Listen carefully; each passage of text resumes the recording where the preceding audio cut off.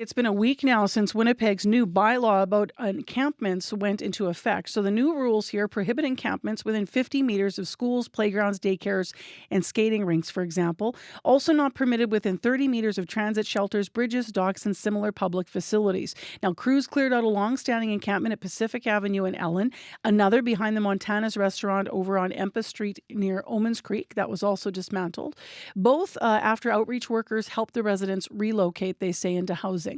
Now, Greg MacPherson is the city's acting manager for community development. CBC's Mike Arsensault spoke with him all about this late last week. I feel confident in the outreach teams. This is their level of expertise, their area of expertise. The outreach teams know what they're doing. Main Street Project is doing very good work for us. They go in, they make those contacts, they have that communication, they explain things, I hope very well. I'm assuming they're doing as good a job as anyone could in this city. There are, people who are suffering in these sites, and we're trying to approach that with as much compassion as we can.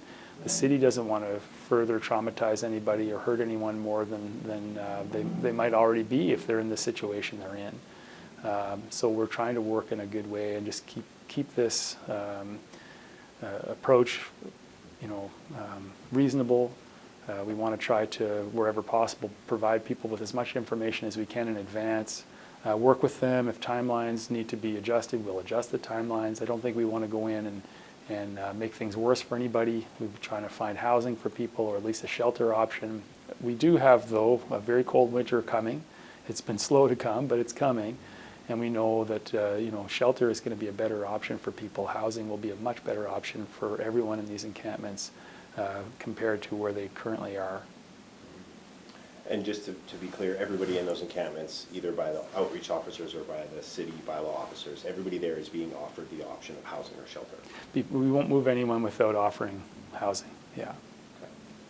And has everybody been at these encampments this week? Specifically, there's one on Ellen, and I think there's some others, and then now the Granite one looks to be, because I saw the signage there, I think that's going to be one of the next ones, I believe even today. No, we didn't do any enforcement there. It's a complicated site. So there's multiple structures on that site. There's I think as many as 15 people there. We have made contact through Main Street Project. We have put up some signage, and I believe our bylaw representatives have spoken to some of the people on that site. Our hope again will be to always ensure that we have shelter options for people before enforcement happens. So we are working on that. That's a very important site for us. We know that the impact of that site is significant. There's a lot of debris at that site. We want to try to work with people there to mitigate the situation before the freeze, because if we don't, we know in spring a lot of that material will end up in our waterways, and we don't want that. So even just today, we've been meeting very closely with the province to ensure that where there are available units, that we're prioritizing sites like that and trying to move them out as quickly as we can, but as respectfully and carefully as possible. Okay. And kind of before we were chatting here, you kind of mentioned, we're learning as we go. So can you talk to me about what you've learned this week, and what's working, what hasn't, and how learning on the job has been this week? Sure. Well, there's a lot of moving parts, So honestly, this is a really complicated situation.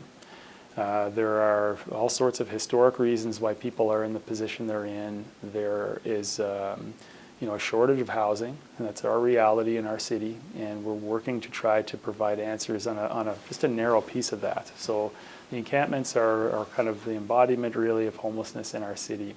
And that's complicated. So any sort of remedy to that, any kind of tool we're employing as a city, it's going to, it has an impact, but it won't be the complete impact that we all need. Ultimately, we need housing.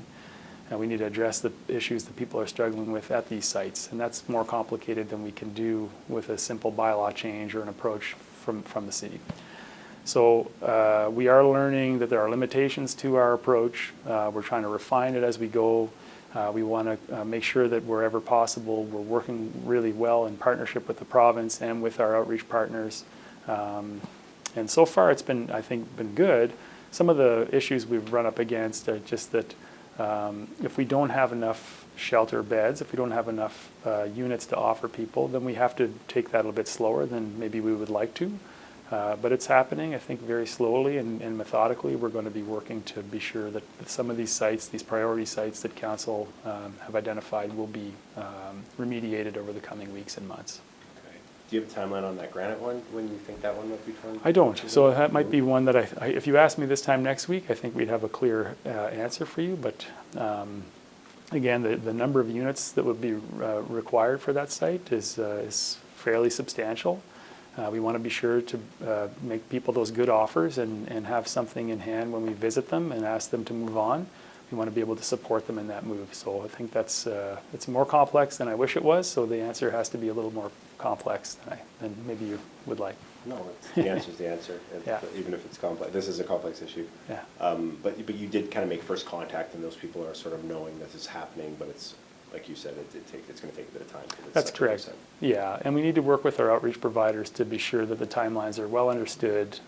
We don't want to surprise anybody. There's people living in these spaces that are already having challenges in their life. They don't also need us to be surprising them. So I think that's the goal, is to be communicative, be clear with the people there, with the neighbors as well. There's an expectation too, and it's a strong one. A very important piece of this is that these are not easy neighbors, right? They're not easy places to live next door to, and we understand that. This is a complex problem. We want to be sure that we're supporting these neighborhoods and these communities to have access to their public sites, and so it's a balance for us. We want to be sure to be moving as quickly as we can, as carefully as we can, and really taking into account that there's a lot of different opinions, different perspectives, and really honoring all of them is challenging, but I feel like this week was a good start. So that was CBC's Mike Arsensault in conversation with Greg MacPherson, who's the head of the city's not the head, who is with the City of Winnipeg. He is their acting manager for community development.